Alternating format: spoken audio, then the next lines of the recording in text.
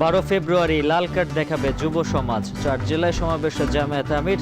শুধু ভোট দেয়া নয়, ফল ঘোষণা পর্যন্ত থাকতে হবে কেন্দ্রে, বললেন তারেক রহমান।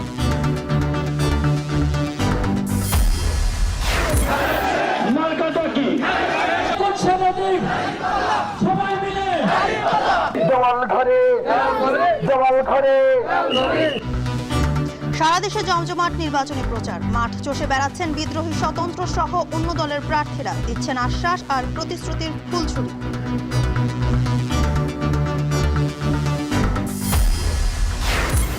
সুষ্ঠু নির্বাচনে সশস্ত্র বাহিনীকে পেশাদারিত্ব বজায় রাখার নির্দেশ প্রধান উপদেষ্টার।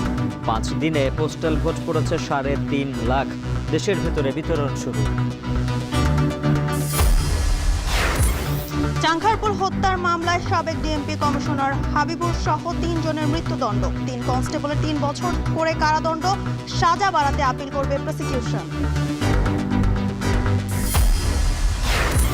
অবশেষে নিষিদ্ধ ঘোষিত ছাত্রলীগ নেতা সাদ্দামকে 6 মাসের জামিন হাইকোর্টের। স্ত্রী সন্তান হারানোর পর মানবিক বিবেচনায় এই আদেশ।